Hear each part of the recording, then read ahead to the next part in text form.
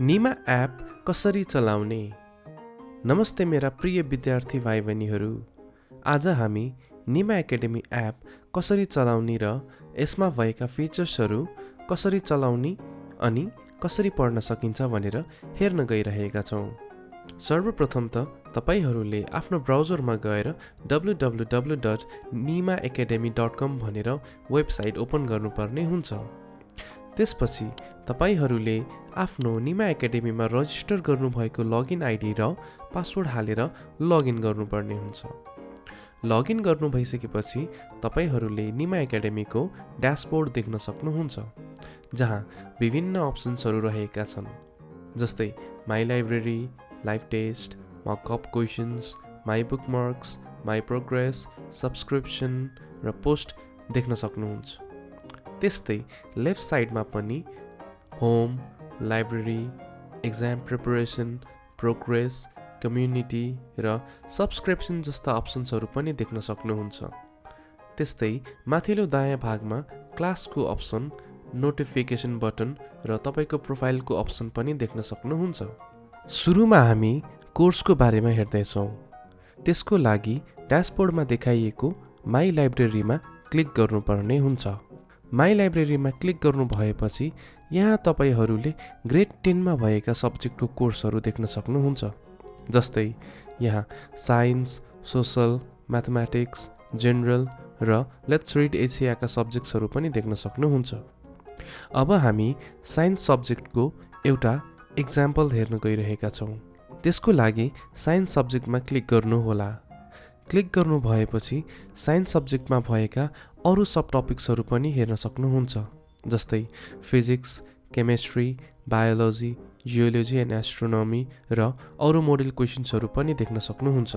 यदि हजुरहरूले कुनै कोर्स पहिले नै इनरोल गर्नुभएको छ भने इनरोल कोर्समा यहाँ देखाए जसरी इनरोल कोर्सको अप्सनमा देखाउँछ भने इनरोल नगर्नुभएका कोर्सहरू चाहिँ तलपट्टि एक्सप्लोर कोर्सेसमा देख्न सक्नुहुन्छ। साथसाथै इनरोल गर्नुभएको कोर्सहरूको ड्युरेसन कति दिन छ भनेर पनि देख्न सक्नुहुन्छ र कुनै कोर्सको डेट चाहिँ एक्सपायर भएको छन् भने पनि त्यसलाई रिन्यू गर्न सक्नुहुन्छ। आज चाहिँ हामी फिजिक्सको कोर्स हेर्न जाँदैछौँ। यहाँनिर सुरुमा इनरोल गरौँ। इनरोल नाउ गर्नु भएपछि स्टार्ट लर्निङको अप्सनमा सेलेक्ट गर्नुहोला। अब यहाँ तपाईहरूलाई त्यो कोर्सको ड्युरेसन, च्याप्टर्स, टपिक्स, युनिट, लेसन्सहरू सबै देखाएको हुन्छ। साथसाथै दायाँपट्टि प्रोग्रेस बारमा यो सब्जेक्टमा टोटल कतिवटा आर्टिकल्स छन्, कतिवटा भिडियोज छन्, कति क्विजेसहरू छन्, कति एसाइनमेन्ट्सहरू छन् र कति गेम छन् भनेर सबै इन्फर्मेसन्सहरू देखाइएको हुन्छ।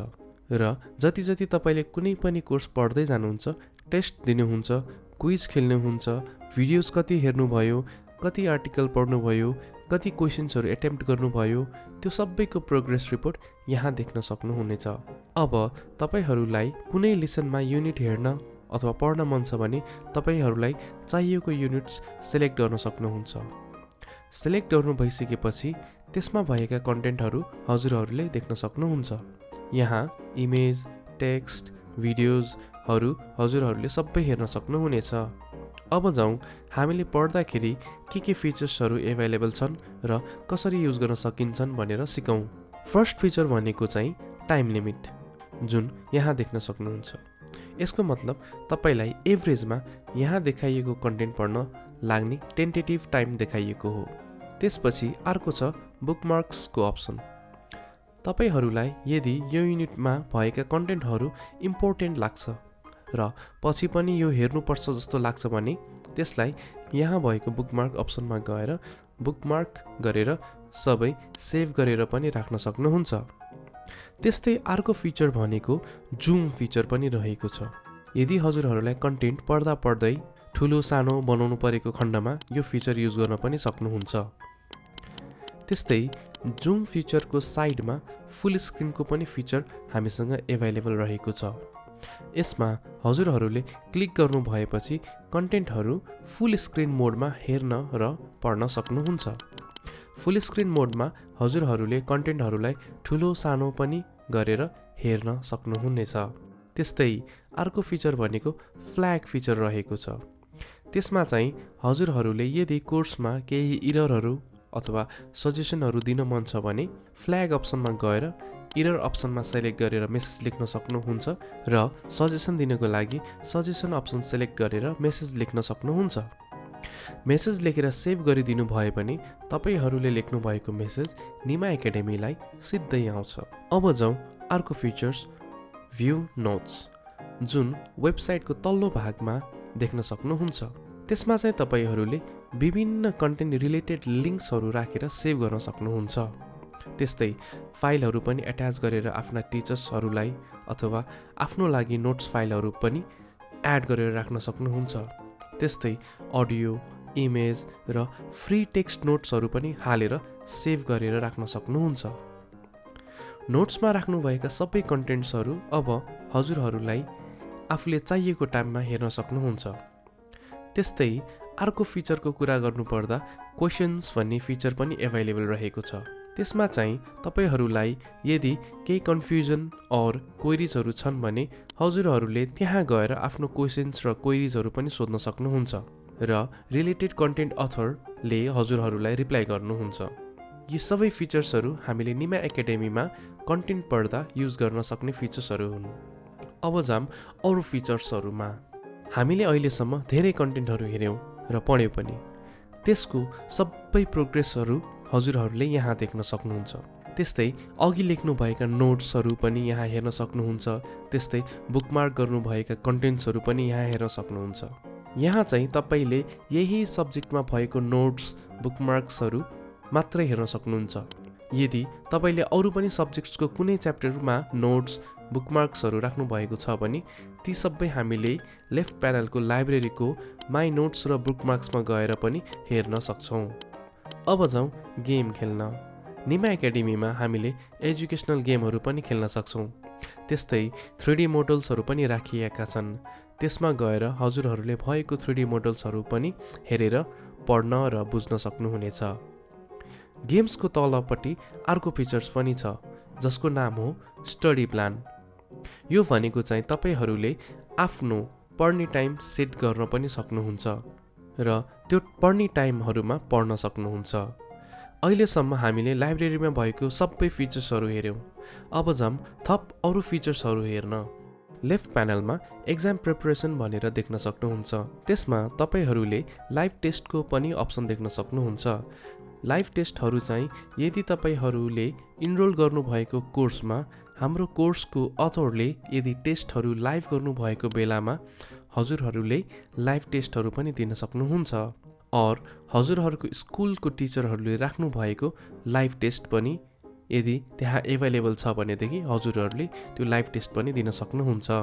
त्यस्तै क्वेसन्सहरू प्र्याक्टिस गर्नको लागि प्र्याक्टिस अप्सनमा क्लिक गर्नुभयो भने पनि तपाईँको क्लास रिलेटेड सबै प्र्याक्टिस क्वेसन सेट्सहरू पनि मजाले हेर्न, पढ्न र प्र्याक्टिस पनि गर्न सक्नुहुन्छ। प्र्याक्टिस मात्र नभई टेस्टहरू पनि दिन सक्नुहुन्छ र टेस्ट अथवा प्र्याक्टिस क्वेसन्सहरू सबै ट्राई गर्नुहुन्छ भने लास्टमा हजुरहरूलाई रिजल्ट पनि त्यही नै देखाइएको हुन्छ। हजुरहरूले दिनुभएको एन्सरहरू रङ भएमा त्यहाँ राइट एन्सर सहित मार्क्स अनि तपाईँले लगाउनु भएको टाइमहरू पनि पाउन सक्नुहुन्छ। त्यस्तै तपाईँले पाउनु भएको रिजल्टलाई विभिन्न सोसल मिडियामा पनि सेयर गर्न सक्नुहुन्छ र आफ्नो क्लासको साथीहरूलाई पनि टेस्टमा च्यालेन्ज गर्न सक्नुहुन्छ। यो भयो एक्जाम प्रिपरेसन ट्याबमा भएका कुराहरू। एक्जाम प्रिपरेसनको तल तपाईहरूले प्रोग्रेस भन्ने अप्सन पनि देख्न सक्नुहुन्छ। त्यसमा चाहिँ तपाईँले आफ्नो ओभरअल सब्जेक्टहरूको प्रोग्रेस रिपोर्टहरू हेर्न सक्नुहुन्छ, जहाँ तपाईँहरूले कति भिडियो हेर्नुभयो, कति आर्टिकल पढ्नुभयो, कति टाइम स्पेन्ड गर्नुभयो पढ्नको लागि आदि सबै इन्फर्मेसन्सहरू हेर्न सक्नुहुन्छ। त्यस्तै प्रोग्रेसको अप्सनको तल कम्युनिटी ट्याबमा पनि तपाईँहरूले सोध्नु भएको सबै क्वेरिजहरू आस्कमा आएको हुन्छ। त्यस्तै कुनै नोटिसेसहरू छन् भने नोटिसको ट्याबमा आएको हुन्छ र फिडमा चाहिँ हाम्रो निमा एकाडेमीमा हुनुभएका ट्युटरहरूले राख्नुभएको न्युज फिडहरू हुन्छन्, जसमा तपाईँहरूले लाइक, कमेन्ट, सेयर पनि गर्न सक्नुहुन्छ। त्यस्तै हाम्रो निमा एकाडेमीमा हुनुभएका ट्युटरहरूलाई पनि फलो गरेर उहाँहरूको फिड तपाईँहरूले कम्युनिटी ट्याबको फिडमा देख्न सक्नुहुन्छ। र लास्टमा सब्सक्रिप्सन ट्याबमा तपाईहरूलाई यदि प्रिमियम पासको कोर्सहरू चाहिएको छन् भने त्यहाँ गएर तपाईहरूले लिन सक्नुहुन्छ। र रिफर एन्ड अर्नमा गएर पनि नीमा कोइन्सहरू पाउन सक्नुहुन्छ। रिफर एन्ड अर्नको लागि चाहिँ तपाईहरूले आफ्नो साथीहरूलाई रिफर गरे बापत तपाईहरूले नीमा कोइन पाउनुहुनेछ। तपाईले आफ्नो साथीहरूलाई पठाउनु भएको इन्भिटेसनको लिस्ट र एक्सेप्ट भएका लिस्टहरू पनि यहाँ देखाइएको हुन्छ। त्यस्तै कोर्सहरू पढ्दै कम्प्लिट गर्दै जानु भएपछि पनि नीमा कोइनहरू पाउनुहुनेछ। साथसाथै तपाईले ब्याजेसहरू पनि पाउनुहुनेछ। जति जति पढ्दै जानुभयो त्यति नै ब्याजेसहरू पाउनुहुनेछ। तपाईहरूले पाउनु भएको नीमा कोइन युज गरेर नीमा एकाडेमीमा भएका कोर्सहरू पनि किन्न सक्नुहुनेछ। यसरी हामीले नीमा एकाडेमी प्लेटफर्म युज गरेर पढ्न सक्दछौँ र आफ्नो नलेज र इन्फर्मेसनलाई बढाउन सक्दछौँ। So students, make your learning fun. धन्यवाद।